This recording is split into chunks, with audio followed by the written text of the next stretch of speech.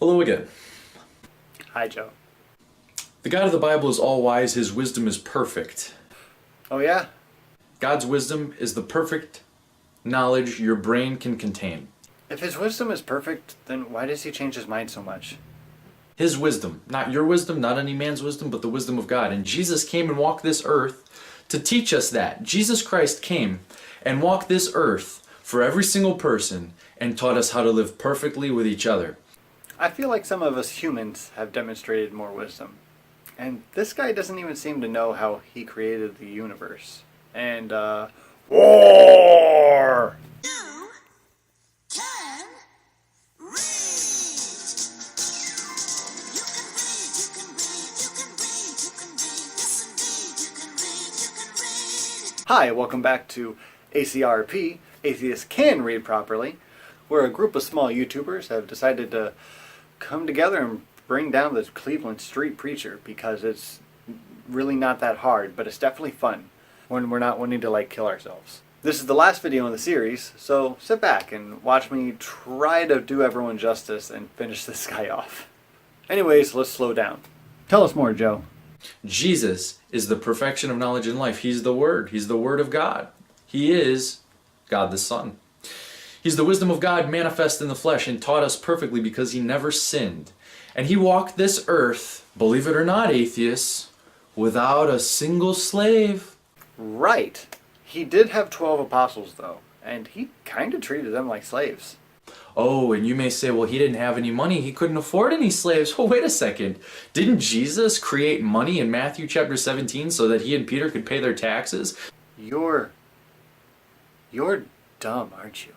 Didn't Jesus have women giving Him money in Luke chapter 8, verse 3? So wait a second. Jesus definitely could have acquired slaves, so why didn't He? Why didn't He command His followers anywhere in this New Testament to go and acquire slaves? Now the atheist is thinking, well, Jesus says slaves obey your masters. Wait a second. Jesus doesn't say go and acquire slaves, Peter. Go and make slaves, Peter. Go and make slaves.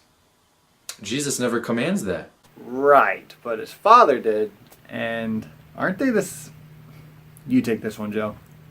So why do the atheists say that the God of the Bible condones slavery? Oh, they look to the Old Testament. Isn't He the same? Of course He is. Yep. Let's look at the Old Testament. Let's look at Leviticus chapter 25, because remember context, atheists. It's very important. Context. You know what context is? He didn't fall? Inconceivable. You keep using the word. I do not think it means what you think it means. Context means you look at everything and see the whole picture. Fuck you in that word. Yeah, you look at the time, you look at what was going on in ancient civilizations, you study the historicity, you study the language this was originally written in, you study all the other verses that make sure it lines up perfectly. You don't just go and take one verse without first doing all this other research as just mentioned, firstly. 2, I've actually done some of that. And you know what, Joe? Them there stories don't line up so good. If you go back far enough, you'd be surprised how much context doesn't line up. Just go find yourself a biblical scholar. You atheists don't do that, do you? Oh, you do? No wonder you're atheists. You look happy there, Joe. And as a dirty, rotten atheist, as I am, I'm going to love throwing this back in your face. Ever notice what most preachers base their entire sermons on? It's one verse, usually out of context. Study history some more, and maybe you'll see about slavery back in this day and age, as the God of the Bible did not promote forced slavery against people's will. And if you studied history more, you'd probably notice that there's a good chance your Jesus character never actually existed. And if he did, he didn't live the life that you read about. Which is more likely, that the whole natural order is suspended, or that a Jewish minx should tell a lie? The proof of that is in Exodus chapter 21, verse 16, where it basically says, if any man steals a man and makes him his slave or sells him off, that person's to be put to death. So God clearly was against the African transatlantic slave trade. So why did the atheists make it sound as if God was? And Christianity promotes it. Christians, you were slave owners. Really?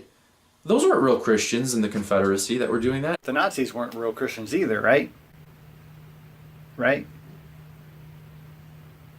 Right? Right. In fact, how come the greatest Christian president that we have, Abraham Lincoln, Jesus Christ! Can you read? That doesn't sound right to me. This looks like a news source you'd like. Da-da-da-da. And wait, what's this? Only 3 were religiously unaffiliated. Abe Lincoln? Thomas Jefferson and Andrew Johnson. Now, this doesn't sound right. Let's go to Wikipedia. You wouldn't lie, Joe. Oh, wow. Most of these presidents were Protestant, let alone Christian. Whoa, what? totally abolished slavery through the Emancipation Proclamation and the 13th Amendment. Why did the greatest Christian president that we've ever had, arguably the strongest Christian, Abraham Lincoln, totally abolish slavery? Why did he do that, atheists? And yet we've got atheist communist leaders right now say, oh, you know what happened in Cambodia, didn't you, atheist, in the 70s? I'm sure you knew about that atheist leader totally allowing slavery and killing off 1/3 of his population in the killing fields. I'm surprised he didn't bring up Stalin here. But yeah, I'm sure this commie did. But he, nor Stalin, did all of this in the name of atheism. Atheism is not a political stance or a mindset like communism. It is just a disbelief in a God, or a belief that there is no God, depending on the definition that you go by. Also, just because you're an atheist, it doesn't mean you're inherently a bad or evil person, right? Like you Christians. You don't all want to gas chamber all the Jews, right? Just a few of you? Look, some people are just shitty people. Oh, but you don't know much about history, atheist? You should study it. Yeah, you should study it. Study the wisdom of God first. It's right here in this Bible. This is history right here. Some of it maybe, but tons of it is demonstrably false. Like the earth being made in 6 days, or Noah's flood, which are both plagiarized. Learn your history. Start with the older tale, the Epic of Gilgamesh, which was also most likely plagiarized from an older story. But what can you do? Earth's pretty old. It says in Leviticus chapter 25 that God led Moses into the lands of the Canaanites, as he promised. Oh, what a good God, keeping his promises. How come the atheists never talk about God keeping his promises? I'll talk about it. Let's talk about what happened to those Canaanites. Good thing God didn't make a promise to them. Am I right? Am I right? All right. Oh, God. That guy's fucking awful. Every single time we read this book cover to cover, we see God always keeping his promises. Yeah, like an old-time genie. Usually with stipulations and consequences, and at times death and a genocide. Hey, I know it's not part of the original deal, but if you look at a statue of a snake, you better want snakes up your ass. Atheists, is that too immoral for you? Snakes up asses? If uninvited? Yes. I'd say yes. You like to lie? No wonder you like the devil instead. Oh, you say you don't like the devil because you don't believe in him? Well, that's strange. Because you say horrible, nasty things against the God of the Bible like the devil would. And like he does. I almost don't have time for someone this condescendingly unintelligent. Almost. I have just enough time. I need something stronger. But I need to go to work soon. Someone send me something stronger. Interesting. No. Nothing you say is interesting. Disgusting, maybe. Not interesting. I just had to run and grab something stronger. Let's go to Leviticus chapter 25. Atheists are going to say, well, your God is for taking foreign slaves. Silly apologists such as Matt Dillahunty is going to say that, oh, your God of the Bible condones slavery for foreigners for eternity, for the rest of their lives. Oh, well, wait a second, Matt. You're missing one big detail, and that detail is kind of important because it doesn't give the full picture to your audience, to the atheists, yeah. He is allowing slavery. He's not commanding them to go and take the slaves forever. And if it lines up with his law he gives in Exodus 21:16 of no man can steal a man, kidnap him, and make him his own slave, or sell him off, otherwise he's to be killed, that could only mean that the slavery mentioned in Leviticus 25 is voluntary. Which means if somebody chooses, say they're poor and the Israelites come in their land, these are Canaanite pagans who are committing eternal crimes against God. They're poor. They didn't want to starve in times of famine. They were going to be stuck on the streets. Well, maybe they felt the best decision for their life, instead of moving and going to a different city where they could go under different laws, because they had the freedom to do that, they chose to sell themselves as bondmen. Bondman in the Jewish language means prisoner, as we see in Leviticus chapter 25, verses 44 through 46, which I discussed, where the Jews were allowed to take foreigners as their slaves and make them their slaves forever, unlike a Hebrew who could be a slave that could be redeem himself or have somebody pay for his freedom or be freed after 7 years. That there was a very flawed system in place when there was a deity much closer to humanity. But the atheist is going to say, well, God said they could go and take them as slaves. Well, wait a second.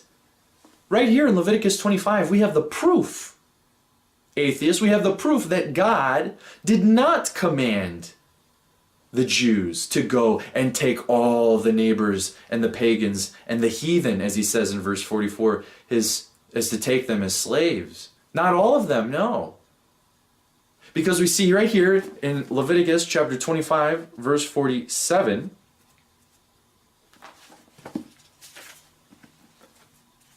and if a sojourner or a stranger wax rich by thee, and thy brother that dwelleth by him wax poor, and sell himself unto the stranger or sojourner by thee, or to the stock of the stranger's family. After that he is sold, he may be redeemed again. One of his brethren may redeem him. So if a Jew wants to go and sell himself as a slave to a non-Jew, here the law is saying they can do that. But wait a second. I thought the 3 verses right before that verse said that the Jews were supposed to take all of the heathen, all of the non-Jews as their slaves. Why is it saying here that a non-Jew could own a Jew as a slave? They just have to be released after 7 years, whereas opposed to a Jew owning a non-Jew as a slave, they had to keep them forever. Make them their slave forever. Even their children, pass them on as an inheritance.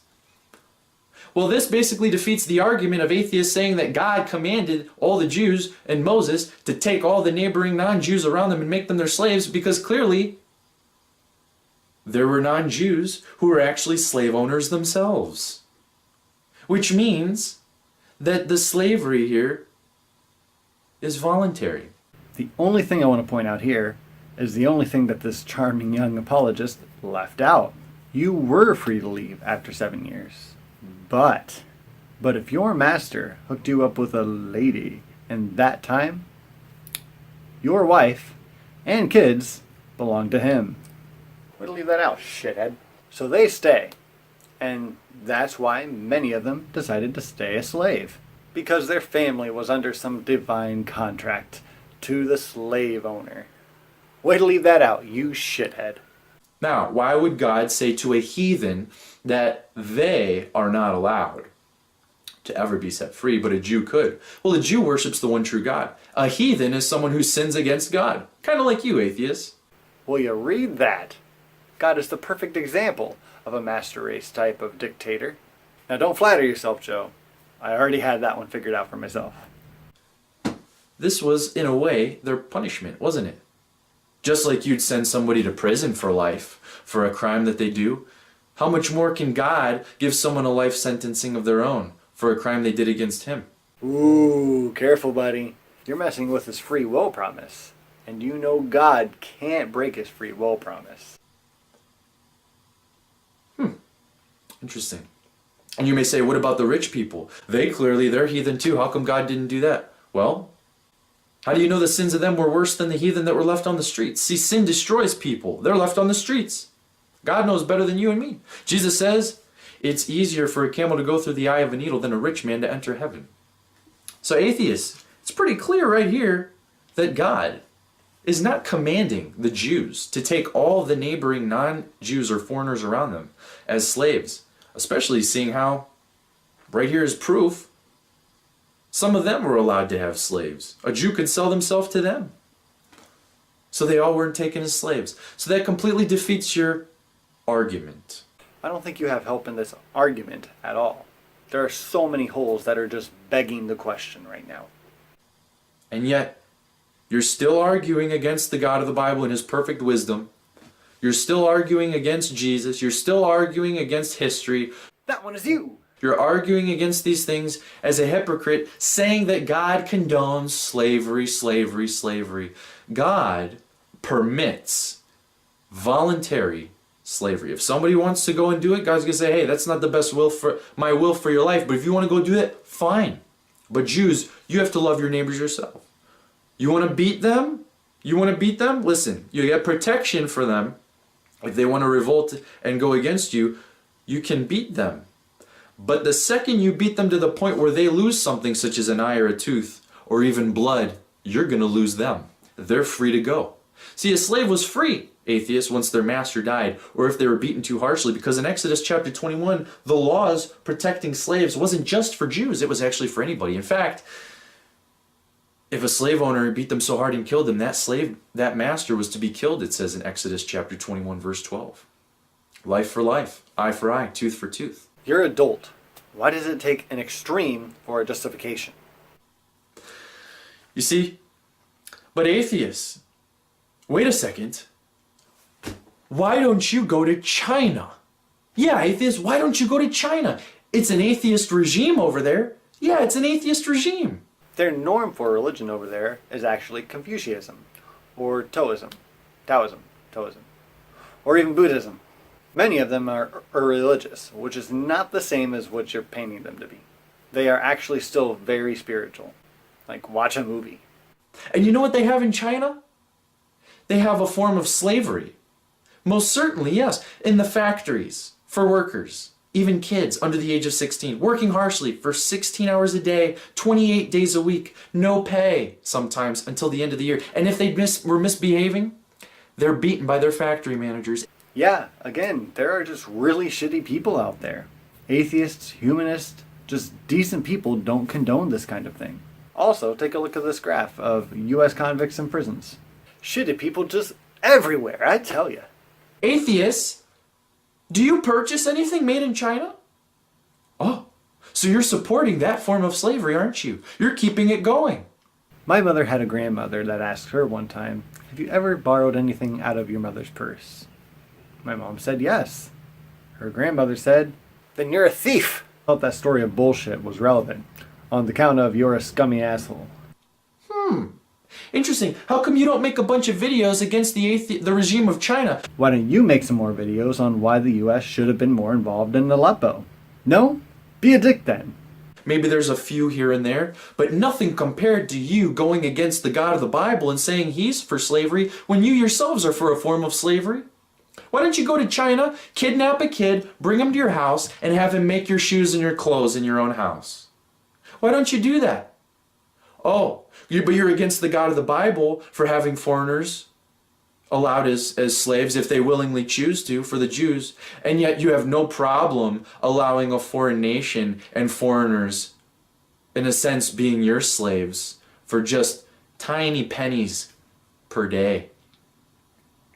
Oh, atheists, you guys are hypocrites. Hypocrites, hypocrites, hypocrites. Learn your history on how Christians treated Native Americans and tore apart their families to save their children's souls. Hypocrite, hypocrite, hypocrite, hypocrite. Practice what you preach. Practice what you preach. We don't preach. You do. And poorly, I might add. This has been a real fun collaboration of responses. I want to thank Atheistic Snail for helping me set this up with everyone. And I want to thank all of the content creators for taking times out of their busy personal life schedules to make these responses. I will have all of those videos linked down below. Final word to Joe. Dude, we have all read the Bible. And in most cases, I think we think you're reading it right. We just disagree on that is good. So you can keep reading your immoral book, but please stop telling us we've never read it. Please like and share this video, and don't forget to subscribe. You can find us all on Twitter, and I'll have our handles linked down below. Have a wonderful day, peoples. I'll see you next time.